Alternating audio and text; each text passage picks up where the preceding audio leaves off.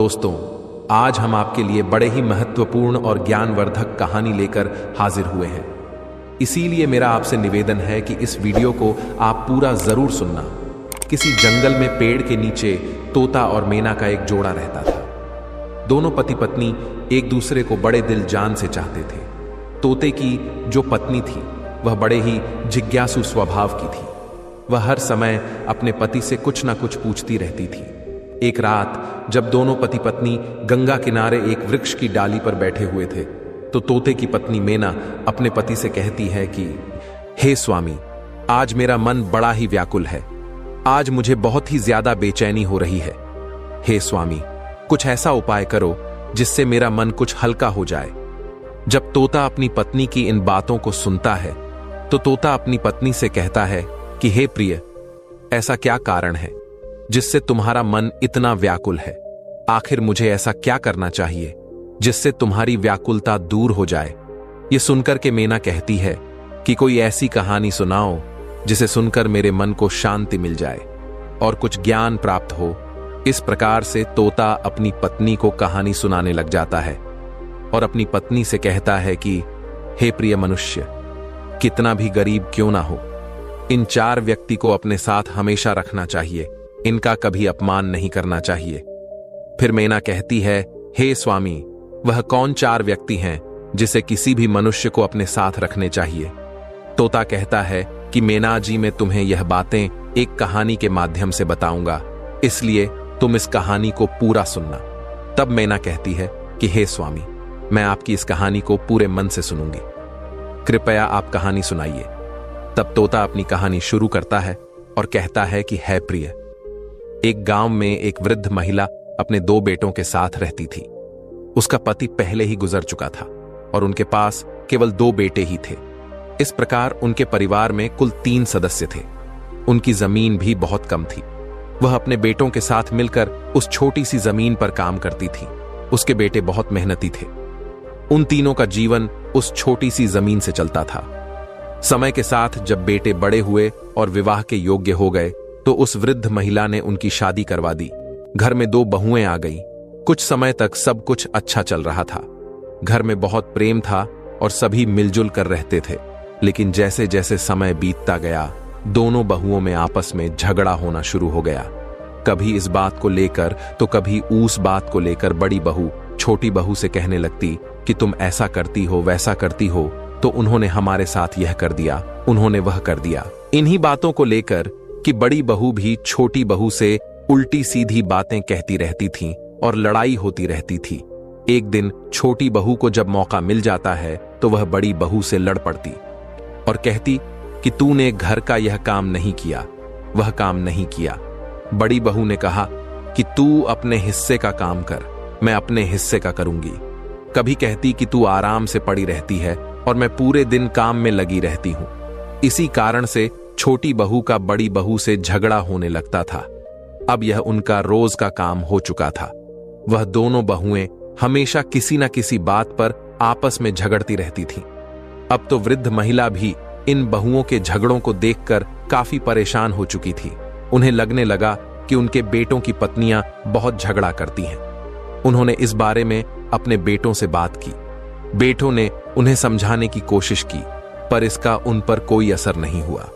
एक दिन उस वृद्ध महिला ने सोचा कि जब हम 3 लोग घर में रहते थे तो थोड़ी सी जगह में हमारा गुजारा हो जाता था और अब हम 5 लोग हो गए हैं, इसलिए हमारे घर का खर्च पूरा नहीं हो पा रहा। शायद यही कारण है कि झगड़े हो रहे हैं। इसी वजह से वृद्ध महिला ने अपने दोनों बेटों से कहा, बेटा, तुम लोग परदेश चले जाओ और कोई नौकरी ढूंढकर पैसे कमाओ ताकि धन लेकर आ सको और यह झगड़ा खत्म हो सके, क्योंकि जब घर में पैसा आएगा तो जरूरतें पूरी होने लगेंगी और आपसी लड़ाई रुक जाएगी। अक्सर कहा जाता है कि घर में लड़ाई झगड़े का एक ही कारण होता है, पैसे की कमी। जब व्यक्ति के पास पैसे नहीं होते हैं, उसकी रोजमर्रा की जरूरत पूरी नहीं होती, तो वह परेशान होने लगता है।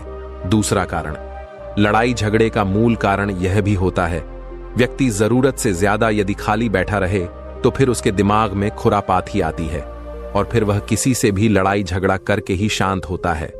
तीसरा कारण है, जब व्यक्ति ज्यादा चालाकी करता है यानी व्यक्ति अपनी जिम्मेदारियों से भागता है, अपने हिस्से के काम से मन चुराता है, सिर्फ बैठकर खाने की इच्छा करता है तो लाजमी है उस घर में लड़ाई झगड़ा तो होगा ही।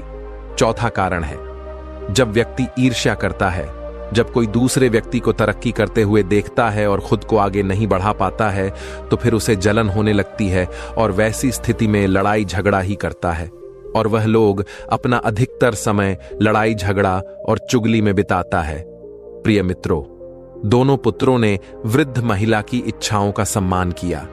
वृद्ध महिला से अनुमति लेकर और अपनी अपनी पत्नियों को यह समझाकर कि हमारे ना रहने पर वे हमारी मां का ध्यान रखेंगे और उन्हें अलविदा कहकर वे दोनों पैसा कमाने के लिए प्रदेश चले गए। उनकी दोनों बहुएं अभी भी देवरानी जेठानी में नहीं बनती थीं। एक दिन बड़ी बहू को वृद्ध महिला ने समझाया कि तुम बड़ी हो और वह तुमसे छोटी है, तुम्हारे पति प्रदेश में धन कमा रहे हैं और तुम दोनों यहां आपस में झगड़ा कर रही हो, यह उचित नहीं है। वह तुमसे छोटी है, इसलिए उसकी छोटी मोटी गलतियों को सहन करना सीखो। कहा जाता है कि क्षमा और धीरज रखना बड़ों को शोभा देती है। अगर छोटी गलती कर दे तो उसे क्षमा करो और समझाओ, क्योंकि तुम बड़ी हो और जो बड़े होते हैं वे सदैव सम्मान के पात्र होते हैं। अपनी सास यानी वृद्ध महिला की बात सुनकर बड़ी बहू क्रोध में चिल्लाती है और कहने लगी, आप छोटी बहू की वफादारी कर रही हो, आप मुझे समझाकर उसे लड़ने के लिए उसका और मनोबल बढ़ा रही हो। अगर यह बात वह सुन लेगी तो वह और ज्यादा लड़ेगी और ज्यादा उत्पाद करेगी और हमें भी फिर परेशान करेगी। इसका मतलब है कि आप उसे लड़ने का मौका दे रही हैं, उसे कुछ भी नहीं कहती। वृद्ध महिला ने कहा, तुम इतना गुस्सा क्यों हो रही हो? क्योंकि पहले बड़े को समझना चाहिए, उसके बाद छोटे को समझाना चाहिए। मैं तुमको समझा रही हूं, फिर छोटी को भी समझाऊंगी। वृद्ध महिला की बात सुनकर बड़ी बहू ने थोड़ा बहुत काम किया और गुस्से में चली गई। इधर अगले दिन फिर लड़ाई होती है तो छोटी बहू के पास जाकर वृद्ध महिला समझाती है और कहती है, देख बहू, वह तुझसे बड़ी है और तू छोटी है, फिर ऐसे क्यों झगड़ते हो? घर में बार बार क्यों लड़ाई करती है? तेरा पति यानी मेरा बेटा तो घर पर नहीं है, वह प्रदेश में पैसे कमाने गया है और तुम यहां झगड़ा कर रहे हो। यह ठीक नहीं है। मोहल्ले और पड़ोसियों के लोग देखकर हम पर हंसते हैं, इसलिए घर में शांति से और प्यार से रहो। जब घर में प्रेम होता है तो धन और समृद्धि अपने आप आती है। छोटी बहू ने सोचा कि यह वृद्ध महिला बड़ी बहू का पक्ष ले रही है। छोटी बहू कहने लगी, अरे बुढ़िया, तुम ज्यादा हमें समझाने की कोशिश मत करो, और नहीं तो मैं तुम्हारा भी अपमान कर बैठूंगी। मैं जानती हूं तू अपनी बड़ी बहू को बहुत चाहती हो और मुझे फूटी आंख से भी नहीं देखती। छोटी बहू को समझा समझाकर वृद्ध महिला भी चली गई और विचार करती है कि इन दोनों की बुद्धि खराब है, ये मानेगी नहीं। इन्हें समझाओ तो यह उल्टा मुझसे ही सवाल करती है, मुझसे लड़ने की बात करती है। फिर वृद्ध महिला ने विचार किया, इससे तो अच्छा यही है कि अपनी इज्जत यदि बचानी है तो इन्हें समझाना बंद करना होगा। कहते हैं, जहां पर अपनी बात की कोई अहमियत ना हो वहां बोलने से अच्छा है चुप रहना चाहिए। यदि आप वहां बोलने जाएंगे तो आप उनके दुश्मन बन जाएंगे। वृद्ध महिला सोचने लगी कि मेरी बात किसी को पसंद नहीं आ रही है, उल्टा यह दोनों मुझ पर हावी हो जाती है। अगर किसी दिन हाथ उठा दिया, यदि यह दोनों कभी मुझे मारने लगी तो मैं अपना मुंह दिखाने लायक नहीं रहूंगी, इसलिए उन्हें समझाना मेरे लिए मुश्किल है। अब वह दोनों बहुएं अपनी सास यानी बुढ़िया से बहुत घृणा करने लगती हैं। कोई भी उनसे खाने के बारे में नहीं पूछती। बुढ़िया को खुद ही रसोई में जाकर खाना लेना पड़ता है। वह बुढ़िया से इतनी नफरत करने लगी कि दोनों बहुएं बुढ़िया को अपने घर में रखना नहीं चाहती थीं। वह सोचती थीं कि काश यह बुढ़िया घर से निकल जाए या मर जाए, लेकिन उन्हें ऐसा कोई बहाना नहीं मिल पा रहा था जिससे वह बुढ़िया को घर से बाहर निकाल सके। अगला दिन होता है तो उन्होंने अपनी लड़ाई फिर शुरू कर दी। तब वृद्ध महिला ने एक कट्टा उठाया और घास काटने के लिए जंगल में चली गई, क्योंकि कहते हैं व्यर्थ की लड़ाई झगड़ा अपने कानों से सुनना भी नहीं चाहिए। अगर आप खड़े होकर वह लड़ाई सुनेंगे तो हो सकता है कि आपको बोलना भी पड़ जाए, इसीलिए सबसे अच्छा तरीका है वहां से निकल जाओ। वृद्ध महिला घास काटने के लिए जंगल में चली गई और शाम को लौट कर आई। तब तक उन दोनों की लड़ाई खत्म हो चुकी थी। इसी तरह से जब अगला दिन होता है, उनकी लड़ाई शुरू हो जाती है तो बुढ़िया अपना कट्टा उठाती है और घास काटने के लिए जंगल की ओर निकल जाती है। जब वह वृद्ध महिला जंगल में घास काट रही थी तभी उसके पास एक विशाल सर्प वहां पर आ गया। विशाल सर्प को देखकर वृद्ध महिला भय से कांपने लगी। उसे लगा कि आज उसकी जान नहीं बचेगी और सर्प उसे निश्चित रूप से खा जाएगा। भय से कांपती वृद्ध महिला को देखकर सांप ने मनुष्य की भाषा में बोलना शुरू किया और कहा, माता, तुम डरो मत, मैं तुम्हें कोई हानि नहीं पहुंचाऊंगा। मैं यहां तुमसे अपना दुख साझा करने आया हूं, क्योंकि मैं बहुत परेशान और दुखी हूं। सर्प के मनुष्य की भाषा में बोलने पर वृद्ध महिला के दिल को कुछ शांति मिली। उसने एक गहरी सांस ली और सोचा कि सर्प मनुष्य की आवाज में बोल रहा है। फिर वृद्ध महिला ने पूछा कि हे नागराज, बताइए आपको क्या परेशानी है। तब नागराज कहने लगा, हे माता, कई दिनों से मैं भूखा हूं, मुझे खाने के लिए कुछ नहीं मिल रहा है। यदि आप मुझे कुछ खाने को दे दो तो मेरे प्राण बच जाएंगे। मैं बिल्कुल मरने की कगार पर पहुंच चुका हूं, क्योंकि मैं जिस आश्रम पर रहता था उस आश्रम के जो ऋषि थे अब उनका देहांत हो चुका है। वह एक गाय पालते थे, उस गाय का दूध मुझे पिलाते थे और स्वयं भी पीते थे, उसी से मैं जीवित था। लेकिन हमारा पालन करने वाले, मुझको दूध पिलाने वाले हमारे जो ऋषि थे वह अब इस दुनिया को छोड़कर चले गए। यदि आप मेरे लिए कहीं से भी दूध ला सके तो यह आपकी बड़ी कृपा होगी। हमारी जान को बचा लीजिए और यदि थोड़ा दूध मिल जाए तो हमें पिला दीजिए। जब वृद्ध महिला ने यह सुना तो नागराज के दुख को सुनकर बुढ़िया की आंखों में आंसू आ गए और उसने कहा, हे नागराज, आप चिंता ना करें, आज मैं आपको दूध अवश्य पिलाऊंगी। आप यहीं पर रुको, मैं आपके लिए दूध लेकर आती हूं। वह बुढ़िया नाग से बात करने के बाद घर लौट गई, जैसा कि रोज होता है। दो बहुएं देवरानी और जेठानी तैयार होकर आपस में झगड़ने लगी। इस बीच बुढ़िया सोचने लगी कि किसके घर से दूध लेकर जाऊं। अगर वह बड़ी वाली के घर से दूध ले जाती है और उसे पता चल जाएगा तो वह उससे झगड़ने लगेंगी, और अगर छोटी वाली के घर से दूध ले जाती है और उसे पता चल जाता है तो वो भी उससे झगड़ने लगेंगी। आखिरकार उसने सोचा कि वह एक दिन बड़ी वाली के घर से और दूसरे दिन छोटी वाली के घर से दूध लेकर जाएगी, इसलिए उन्हें पता भी नहीं चलेगा और मैं नाग को दूध पिला दिया करूंगी। वृद्ध महिला ने वैसा ही किया। बड़ी वाली के घर से उसने थोड़ा सा दूध लिया और दूध को लेकर कट्टे में छुपाकर घास लेने के लिए जंगल में चली गई।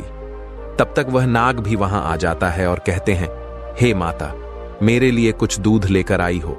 फिर बुढ़िया कहती हैं, हाँ नागराज, मैं आपके लिए दूध लेकर के आई हूं।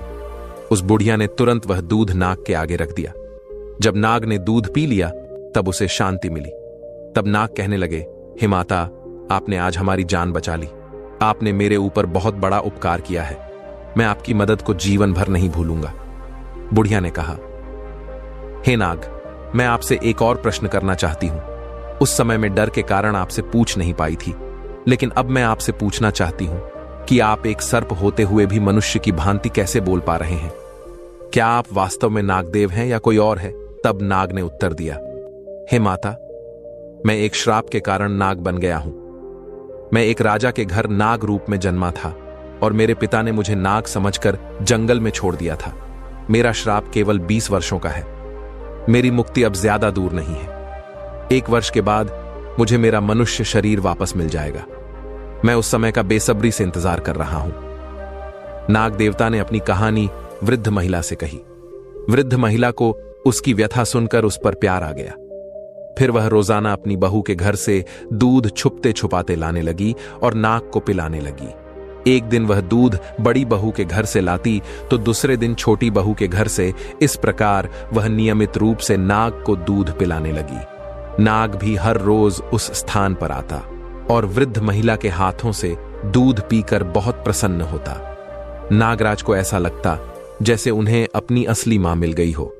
फिर एक दिन क्या हुआ कि उस वृद्ध महिला के घर में बहू ने देखा कि उनका दूध रोजाना कम हो रहा है। उन दोनों बहुओं ने आपस में चर्चा की और एक दूसरे से कहा कि कोई हमारा दूध चुरा लेता है। हमारा दूध कैसे कम हो जाता है? हर तीसरे दिन हमारा दूध कम हो जाता है। बड़ी बहू ने भी कहा कि हमारा भी हर तीसरे दिन दूध कम हो जाता है। हमारे दूध को कोई चुरा लेता है, लेकिन दूध चुराने के लिए हमारे घर में कौन आएगा? फिर उन्होंने विचार किया कि केवल बुढ़िया ही रसोई के अंदर जाती है और तो कोई आता जाता नहीं। फिर हमारे दूध को भला कौन चुरा सकता है? पड़ोसी हमारे घर में आते नहीं हैं। तब छोटी वाली ने कहा, दीदी, तुम्हारा चोर और मेरा चोर एक ही है, चलिए हम उसे छुपकर देखते हैं। फिर दोनों ने योजना बनाई और छुपकर देखने लगी। इधर अगला दिन होता है तो वृद्ध महिला रोज की तरह बड़ी वाली के घर में जाती है और रसोई में घुस जाती है। वे दोनों छुपकर देख रही थीं। वृद्ध महिला ने बड़ी वाली के घर से दूध लिया और अपने पल्लू में छुपाया और घास कटाने के बहाने जंगल को चली गई। इधर बुढ़िया को दूध ले जाते उन दोनों ने देख लिया। तब छोटी वाली ने कहा कि चलिए देखते हैं, यह बुढ़िया दूध लेकर जंगल में कहां जाती है और किसे पिलाती है, खुद पीती है या किसी और को पिलाती है। वृद्ध महिला जंगल में चली जा रही थी। उसके पीछे पीछे दोनों बहुएं चुपते छुपाते उसे देखने के लिए आगे बढ़ती जा रही थीं। वृद्ध महिला उस स्थान पर पहुंची जहां वह प्रतिदिन घास काटा करती थी और जहां वह नागराज को अक्सर दूध पिलाया करती थी। इस बीच दोनों बहुएं दूर से छुपकर देख रही थीं कि बुढ़िया के पास एक विशाल और भयानक सर्प आया और बुढ़िया उसे दूध पिलाने लगी। सर्प दूध पीने लगा। जब बहू ने देखा कि बुढ़िया उस खतरनाक सर्प को दूध पिला रही है और वह सर्प तो बहुत ही बड़ा था, ऐसा सर्प उन्होंने कभी नहीं देखा था। सर्प को दूध पीते देखकर वे दोनों घबरा गए। डर के मारे वे दोनों एक पेड़ के पीछे छिप गई। उन्होंने कहा, लगता है यह सर्प कोई दैत्य है और यह बुढ़िया भी कोई चुड़ैल लगती है, बल्कि हमारी सासू मां नहीं लगती है। कहीं ऐसा ना हो कि यह बुढ़िया हमें और हमारे बच्चों को भी खा जाए। हम आज इसे घर में नहीं घुसने देंगे। उन दोनों को बहाना मिल चुका था। ऐसा निर्णय लेने के बाद वे दोनों बहुएं अपने घर चली आईं। इधर बुढ़िया नाग देवता को दूध पिलाती है और घास लेकर अपने घर की ओर चल देती है और घर पर पहुंची तो देखा कि घर का द्वार बंद था और दोनों बहुएं जो थीं डंडा लेकर भीतर खड़ी हुई थीं। घर जाकर बुढ़िया ने कुंडी खटखटा तो दोनों बहुओं ने दरवाजा खोला। बुढ़िया ने देखा कि दोनों बहुएं अपनी साड़ी का पल्ला अपनी कमर में बांधे खड़ी है और हाथ में डंडा पकड़ रखा है। बुढ़िया ने देखा कि यह क्या मंजर है इन दोनों का, यह कैसा रूप है, यह हाथ में लाठी क्यों पकड़े हुए हैं। इस पर बुढ़िया ने पूछा कि तुम दोनों ऐसे क्यों खड़ी हो। तो दोनों ने एक साथ जवाब दिया, अरे बुढ़िया, तू तो एक चुड़ैल है, एक दिन तू हमें खा जाएगी, हमारे बच्चों को भी मार डालेगी। बुढ़िया ने कहा, अरे बहू, क्या तुम पागल हो गई हो? मैं तुम्हारी सास हूं, कोई डायन नहीं जो तुम्हारे बच्चों को खा जाऊंगी। अरे तुम्हारे बच्चे तो मेरे पोता पोती हैं जो मुझे मेरे बेटों से भी ज्यादा प्यारे हैं, और तुम ऐसी क्या बातें कर रही हो। तब वह दोनों बहुएं कहने लगी, अरे बुढ़िया, हमें पागल मत बनाओ, हमने तुम्हें देख लिया है, तू एक खतरनाक सर्प को दूध पिलाती हो, हमारे घर से चोरी करके दूध ले जाती हो और उस सर्प को पिलाती हो। वह सर्प कोई राक्षस है और तू उसके साथ में कोई चुड़ैल या डायन है, और अब हम तेरा विश्वास बिल्कुल नहीं करेंगे। आज के बाद तुम्हारे लिए इस घर में कोई जगह नहीं है, तुम्हें इस घर में हम घुसने नहीं देंगे, और ज्यादा जबरदस्ती की तो यहां से फिर जिंदा बचकर नहीं जाओगी। इसलिए अच्छाई यह है कि तू यहां से सीधे वापस चली जा, आज से तेरा हमसे कोई संबंध नहीं। बुढ़िया ने दोनों बहुओं को बहुत समझाया। फिर बुढ़िया कहने लगी, तुम लोग जो सोच रही हो ऐसा कुछ भी नहीं है, यह मेरा घर है और मुझे अंदर आने दो। अब परिणाम यह हुआ कि दोनों बहुओं ने उस बुढ़िया को घर में घुसने ही नहीं दिया। बुढ़िया ने जबरदस्ती की तो एक डंडा बुढ़िया को मार दिया और उसे धक्के मारकर घर से बाहर निकाल दिया। रात का समय था और अंधेरा हो चुका था। बुढ़िया अपनी बहू से रोते हुए कहने लगी, मैं इस रात में कहां जाऊंगी। उसकी बहू ने उत्तर दिया, हमें तुमसे कोई सरोकार नहीं है, चाहे तुम कहीं भी जाकर मरो। और इसके बाद उन्होंने घर का दरवाजा बंद कर दिया। बुढ़िया वहीं पर रोती रही। फिर उसने सोचा, रोने से अब क्या लाभ होगा, वह दोनों दरवाजा नहीं खोलेंगे। उसने तय किया कि उसे कहीं और शरण ढूंढनी चाहिए। इसलिए वह रात में ही उस स्थान पर गई जहां वह आमतौर पर घास काटा करती थी और उस नाग का इंतजार करने लगी जिसे वह दूध पिलाया करती थी। हालांकि रात को नागराज कहीं नजर नहीं आए क्योंकि उनका आना दिन के समय ही होता था। वहां एक विशाल बरगद का पेड़ था जिसके पास वह बुढ़िया लेट गई। रात भर वह बरगद के पेड़ के पास बैठी रही और सुबह का इंतजार करती रही। जैसे ही सूरज उगा वह नाग वहां पहुंच गया। जब नागराज वहां आए उस समय वह बूढ़ी महिला नहीं दिखाई दी। वह इधर उधर देखता रहा लेकिन जल्द ही उसकी नजर पड़ी कि बरगद के पेड़ के पास वहां वह बुढ़िया रो रही है। नाग तुरंत वहां पहुंचा और पूछा, हे माता, आपको क्या हुआ है? आप क्यों परेशान हो? आप क्यों रो रही हो? बूढ़ी औरत रोते हुए बोली, हे नाग, मेरी बहू ने मुझे घर से निकाल दिया है। मैं तुम्हारे लिए दूध लाया करती थी। वह दूध मैं अपनी बहू से छुपा कर लाती थी, लेकिन उन्होंने देख लिया आपको दूध पिलाते हुए, और वह कहती है कि मैं चुड़ैल हूं। वे सोचती हैं कि मैं उनके बच्चों को और उन्हें मारकर खा जाऊंगी, इसीलिए उन्होंने मुझे घर में नहीं घुसने दिया, मुझे घर से बेघर कर दिया। मेरे बेटे घर पर नहीं हैं, दोनों बेटे परदेश में नौकरी करने गए हैं। अब मैं क्या करूं?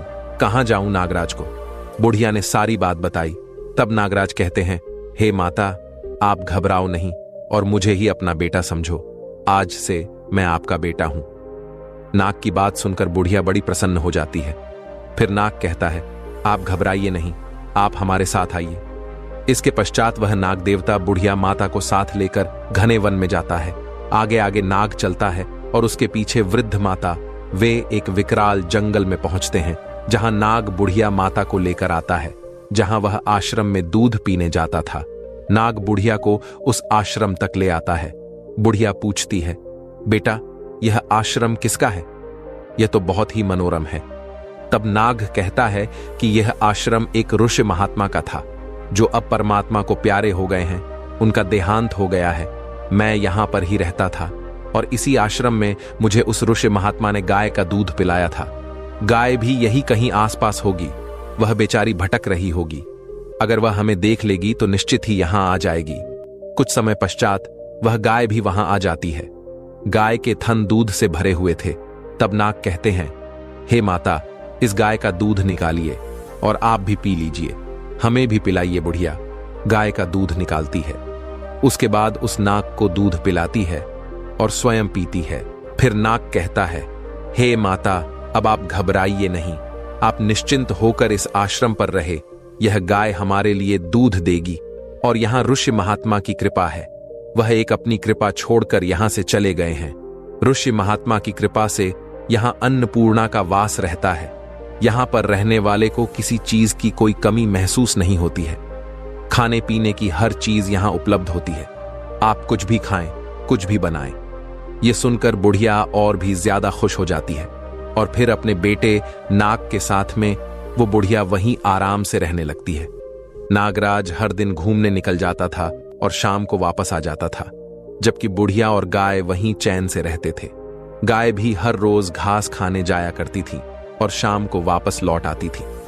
शाम के समय वे तीनों एक साथ बैठकर भोजन करते थे और आश्रम में प्यार से रहते थे। लेकिन एक दिन की बात है, नागराज जो हर दिन की तरह घूमने गया था, शाम को वापस नहीं आया। इससे बुढ़िया को बहुत चिंता होने लगी, क्योंकि वे तीनों साथ में भोजन किया करते थे। शाम को गाय तो आ गई, लेकिन नाग नहीं आया। बुढ़िया इंतजार करती रही कि उसका बेटा नाग इतना अंधेरा हो जाने के बावजूद भी वापस नहीं आया। बुढ़िया रात भर अपने बेटे नागराज का इंतजार करती रही। उसने कुछ भी नहीं खाया, पूरी रात भूखी रही, लेकिन फिर भी वह नाग लौट कर नहीं आया। अगला दिन होता है तो स्वयं बुढ़िया नाग को ढूंढने के लिए जंगल की ओर चल देती है। बुढ़िया और गाय दोनों नाग को ढूंढते ढूंढते जंगल में निकल गई। थोड़े दूर जाने के बाद उन्होंने जंगल में उसने देखा कि वहीं उसका बेटा नाग जमीन पर गिरा पड़ा था और वह नाग उस पेड़ की टहनियों में दबा हुआ था। नाग को टहनियां के नीचे दबा हुआ देखकर बुढ़िया व्याकुल हो जाती है और गाय की सहायता से टहनियों को हटाती है। वह नाग काफी घायल और जख्मी हो चुके थे। जब नाग को होश आया तो बुढ़िया पूछती है, बेटा, यह सब कैसे हुआ? इस पर नाग अपनी पूरी कहानी बताता है। हे माता, मैं जब शाम को आश्रम लौट रहा था तो एक भयानक तूफान आ गया। तूफान के आने से मैं एक पेड़ पर चढ़ गया, लेकिन तूफान के झोंके से वह पेड़ गिर गया और मैं उसके नीचे दब गया। मैंने निकलने की बहुत कोशिश की, पर सफल नहीं हो पाया। मैं सोचता रहा कि मेरी मां मेरा इंतजार कर रही होगी, पर मैं बाहर नहीं आ पाया। मुझे चोट भी लग गई। इसके बाद बुढ़िया कहती है, बेटा, तुम घबराओ नहीं, आओ, मैं तुम्हारी चोट का इलाज कर देती हूं। इस तरह से बुढ़िया अपने नागराज को आश्रम ले जाती है और कुछ औषधि को पीस कर लाती है। फिर वह इन्हें मिलाकर एक लेप तैयार करती है और उस नाग के घायल शरीर पर लगा देती है। रोजाना इस लेप को लगाने से धीरे धीरे उसके घाव भरने लगते हैं। इस लेप को लगाते हुए बुढ़िया ने उसे पूरी तरह से ठीक कर दिया। 1 साल बीत जाने के बाद वह नाग का रूप छोड़कर फिर एक मनुष्य के रूप में आ जाता है। अब वह बेहद ही सुंदर राजकुमार बन जाता है। उन्हें एक सुंदर और रूपवान राजकुमार के रूप में देखकर बुढ़िया बहुत खुश होती है और बार बार उन्हें प्यार से छूती है। बुढ़िया माता की खुशी का ठिकाना नहीं रहा। फिर वह कुछ दिनों तक उस आश्रम में रहते हैं। इसके बाद एक दिन बुढ़िया कहती है, बेटा, अब हमें तुम्हारे पिता के पास ले जाना चाहिए। फिर बुढ़िया ने पूछा कि तुम कहां के रहने वाले हो, तुम्हारे पिता कैसे हैं? तुमने कहा था कि तुम एक राजा के बेटे हो। चलो देखते हैं कि तुम्हारे पिता कैसे हैं और तुम्हारी मां कैसी है। तब नाग से बना हुआ राजकुमार कहने लगा, नहीं, मैं बाहर नहीं जाऊंगा। उस पिता को देखकर क्या करूंगा जिस पिता ने हमें जंगल में फेंक दिया था। तब बुढ़िया ने समझाया, हे बेटा, उस समय तुम एक नाग के रूप में थे। उस समय तुम्हारे पिता ने डर से तुम्हें छोड़ दिया होगा, लेकिन अब तुम एक मनुष्य के रूप में हो, तो तुम्हें देखकर तुम्हारे माता पिता बड़े खुश हो जाएंगे। इसलिए बेटा, तुम वहां चलो। इसी बहाने से मैं भी तुम्हारे माता पिता से मिल लूंगी। नाग जो राजकुमार था, वह बुढ़िया माता को लेकर अपने राजमहल को चल देते हैं। चलते चलते जब वह अपने राज्य में पहुंचते हैं तो वहां के लोग उन्हें देखकर उस पर मोहित हो जाते हैं। सब लोग सोचने लगते हैं, काश यह खूबसूरत राजकुमार हमारा होता, कितना भला होता। वे दोनों उस शहर में प्रवेश करते हैं और राजकुमार वहां के चौकीदार से मिलकर पूछते हैं, राजा से मिलना है। चौकीदार उन्हें राजा के मंत्री के पास ले जाते हैं। मंत्री के पास पहुंचकर बुढ़िया माता और राजकुमार ने राजा से मिलने की इच्छा जताई। उन्होंने कहा, मंत्री जी, हम यहां के राजा और रानी से मिलना चाहते हैं। वह कहां है? इस पर मंत्री ने उत्तर दिया, बेटा, हमारे राजा और रानी इस समय मिलने के योग्य नहीं है। उनकी स्थिति बहुत खराब है। राजा स्वयं अपने राज्य की देखभाल नहीं कर पा रहे हैं। यहां का सिंहासन खाली पड़ा है। तब राजकुमार ने जिद की और बुढ़िया ने भी कहा कि नहीं, मंत्री जी, कोशिश करिए कि हम उनसे मिल सके। हमारा उनसे मिलना बहुत जरूरी है। तब मंत्री कहता है कि राजा साहब बहुत बीमार है। यह बात 20 साल पुरानी है। रानी ने एक सर्प को जन्म दिया था। राजा साहब ने जब सर्प को देखा तो वह बड़े भयभीत हुए। उन्हें बड़ा बुरा लगा। रानी के लिए तो वह सर्प भी प्यारा था, क्योंकि मां के लिए उसका बच्चा कैसा भी हो, उसके लिए प्रिय होता है। लेकिन राजा ने सोचा कि यह बात सुनकर लोग क्या कहेंगे। राजा के घर में पुत्र के जगह एक सर्प का जन्म हुआ है तो सभी प्रजा हमसे घृणा करेगी।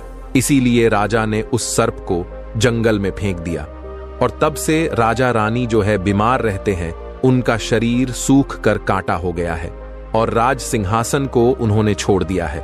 कभी सिंहासन पर विराजमान नहीं होते और अपने महल में राजा रानी बुरी तरीके से मायूस अवस्था में पड़े रहते हैं।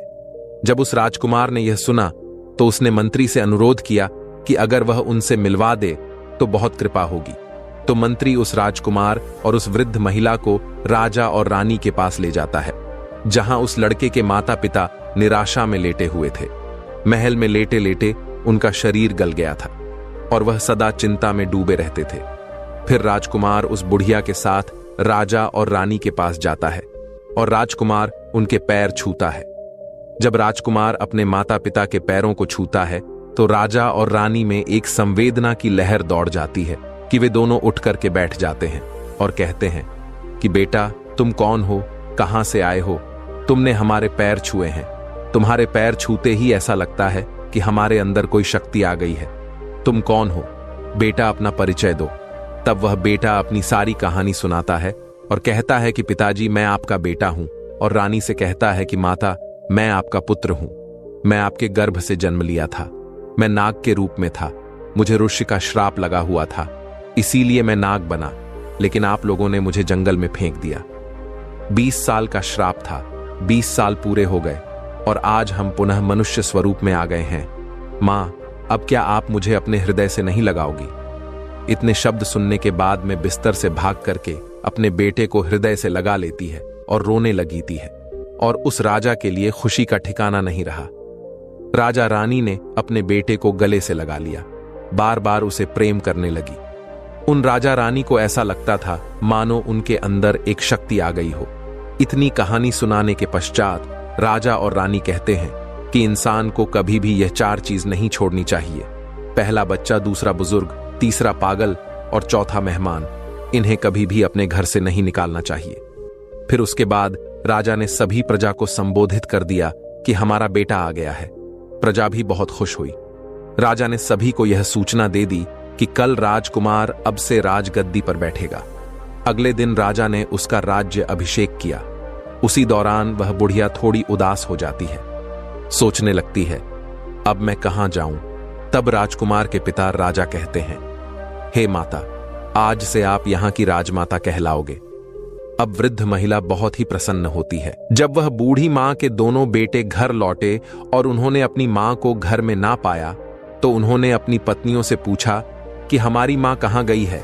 उनकी पत्नियों ने उत्तर दिया कि तुम्हारी मां एक डायन थी, इसीलिए मैंने उन्हें मारकर भगा दिया। वह हर दिन जंगल में जाकर सर्प को दूध पिलाया करती थी। अपनी पत्नियों की इस बात को सुनकर बूढ़ी मां के दोनों बेटे क्रोध से भर उठे और अपनी पत्नियों को डांटते फटकार हुए उन्हें घर से निकालने लगे। वह बोले, तुम्हें शर्म नहीं आती? हमारी मां को चुड़ैल और डायन कह रही हो। हमारी मां कहां है? जल्दी बताओ, नहीं तो तुम्हें छोड़ेंगे नहीं। लेकिन उन बहुओं को असल में नहीं पता था कि बूढ़ी मां इस समय कहां है। अब तो उनके पति रोजाना उन्हें डांटते फटकार थे, उन्हें मारते पीटते थे। धीरे धीरे उनकी हालत खराब हो गई, क्योंकि ना तो उन्हें चैन से भोजन मिल रहा था और ना ही कोई सम्मान। उनके ही बच्चे उनसे नफरत करने लगे थे। सब लोग उन्हें घृणा की नजर से देखने लगे थे, क्योंकि कहते हैं ना कि जो अपने बड़े बूढ़ों का अनादर करता है, अपमान करता है, तो उसका भी अपमान समाज करता है। उनके बच्चे भी उनका सम्मान नहीं करते। कुछ दिन बाद उस वृद्ध महिला के बेटे का एक मित्र आता है और उसे बताता है कि उसकी मां जो है वह एक राज्य की राजमाता है।